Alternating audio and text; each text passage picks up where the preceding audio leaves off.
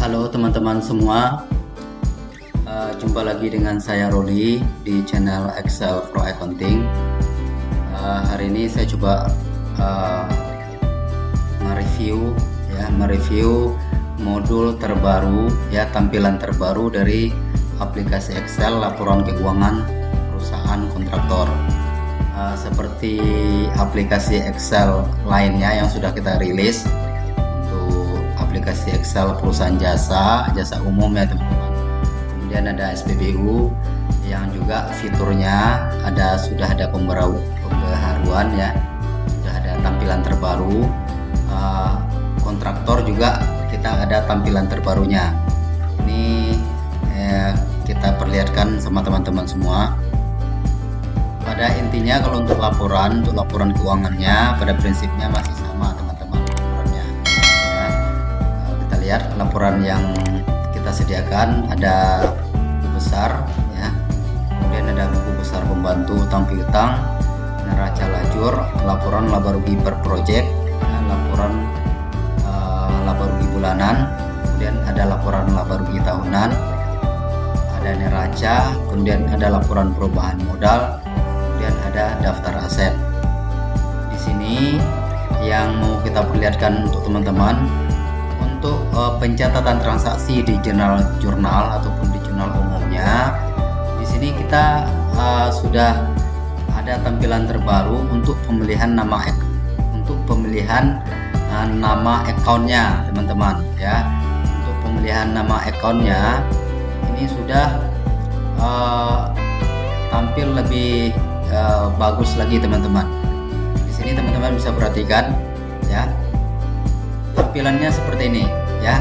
Ketika kita memilih nama account ya, ataupun nama akun ya, tampilannya seperti ini. Di sini saya juga ada membuat warna ya untuk account yang tidak boleh dipilih. Saya kasih warna merah. Contohnya di sini ada aset lancar. Aset lancar nih account induk. Kemudian ada aset tetap, kewajiban, ekuitas, kemudian laba rugi tahun berjalan ya. Ini juga tidak boleh kita pilih dalam pencatatan transaksi karena ini terbentuk dari jurnal otomatis ya. Kemudian ada pendapatan, kemudian harga pokok penjualan ya, beban administrasi dan umum, dan pendapatan dan beban lain-lain di luar usaha. Jadi tampilannya seperti ini. Dan karena ini menggunakan Google Sheet ya, di sini kelebihannya teman-teman, di video sebelumnya juga kita sudah jelaskan kelebihannya di sini teman-teman. Saya contohkan ya, misalnya saya catat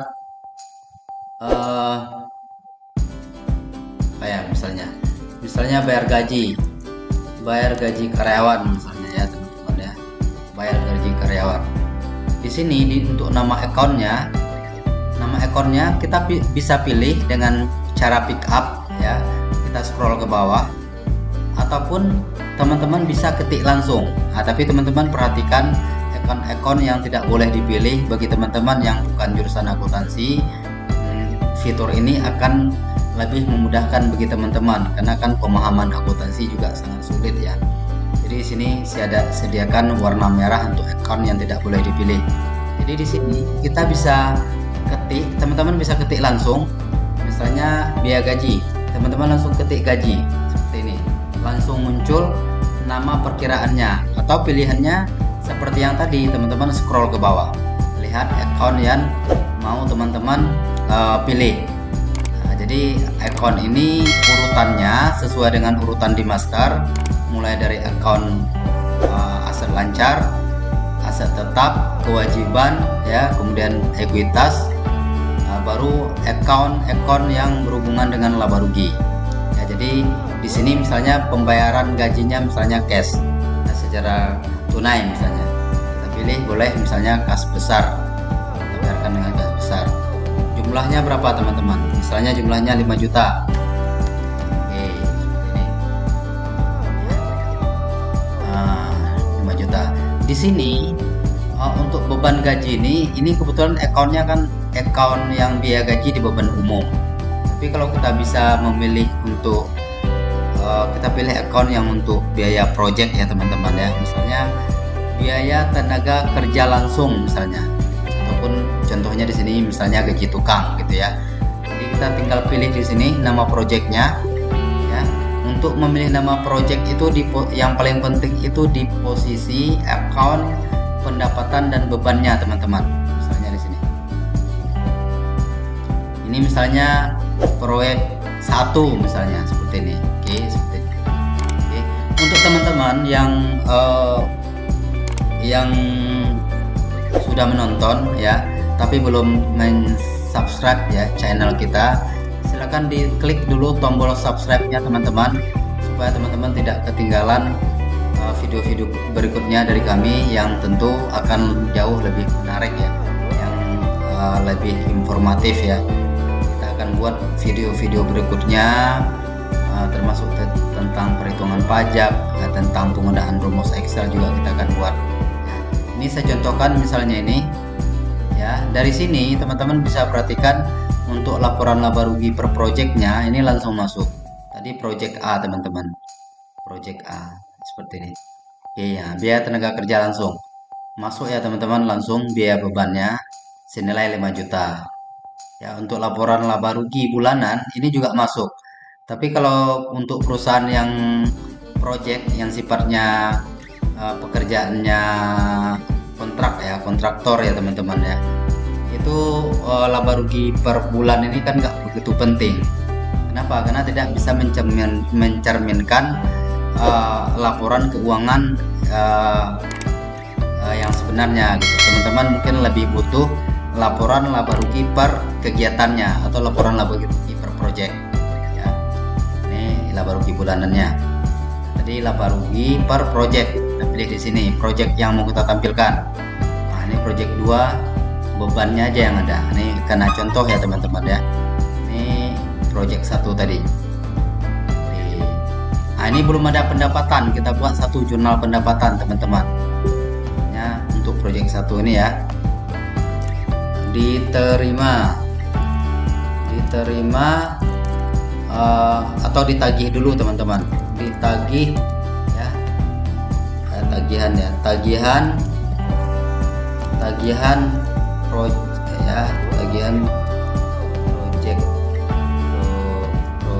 1 misalnya. Oke, PT ABC misalnya teman-teman ya. Ya kalau jurnal umum ya seperti ini ya. Jurnal umum kalau seandainya pada saat penagihan berarti kan jurnalnya piutang usaha. Kemudian baru di sini pendapatan ya. Akunnya lupa saya, kontraktor ya. Nah, ini penjualan jasa konstruksi. Baru di sini PPN ya teman-teman ya. Keluaran ataupun hutang PPN. Baru di sini teman-teman pilih nama relasi. Di sini nama relasi kita kan belum buat. Yang untuk PT ABC yang kita contohkan. Kita tinggal buat di sini di piutang PT ABC misalnya teman-teman. Oke, tinggal kita pilih di sini. Udah kita buat nama akunnya, nama relasinya. Baru kita pilih di sini PT ABC. Baru nama projectnya teman-teman. Kita pilih nama project itu di posisi pendapatan ya teman-teman ya. Posisi nama pendapatan tadi project 1. Sementara untuk PPN keluaran ini tidak perlu teman-teman, tidak perlu kita pilih.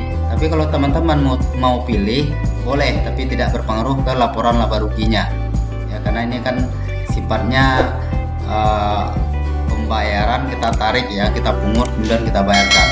Oke, contohnya di sini nilai tagihannya misalnya 100 juta, 300 juta lah teman-teman ya, misalnya 300 juta. Oke, baru PPN misalnya berapa teman-teman?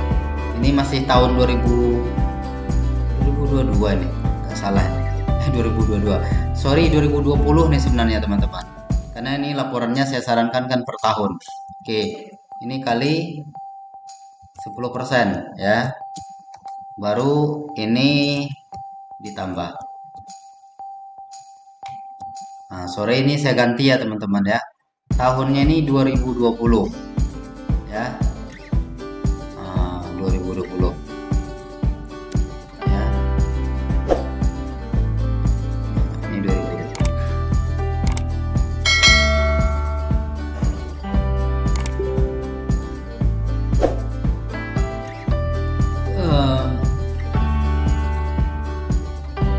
Oke teman-teman, ini kita sudah masukkan contoh jurnal pada saat penagihan ya, piutang, pendapatan, kemudian ada PPN keluaran. Kita lihat di laporan laba rugi per projectnya.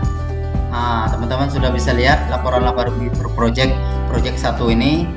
Tagihan kita, pendapatan kita 300 juta, kemudian ada beban 155, labanya 145 juta. Kemudian kita melihat project lain. Nah, tampilannya seperti ini teman-teman. Jadi yang ada pembaharuan itu teman-teman di jurnal umum ya teman-teman ya. Jadi pemilihan nama akunnya ini sudah lebih cantik, teman-teman bisa perhatikan ya. Kemudian kita bisa ketik ya. Oke, nama relasi juga seperti itu tampilannya ya, lebih enak didengar, dilihat ya teman-teman. Oke, sekian teman-teman info dari saya. Jadi bagi teman-teman yang belum klik tombol subscribe, silahkan di subscribe terlebih dahulu. Kemudian jangan lupa di share ke teman-teman kita, ke teman-teman kontraktor lainnya ya. Nah, silahkan di share ke teman-teman yang ada usaha kontraktornya, supaya bisa mendapatkan manfaat dari aplikasi Excel laporan keuangan ini. Terima kasih teman-teman semua ya, see you next time, bye bye.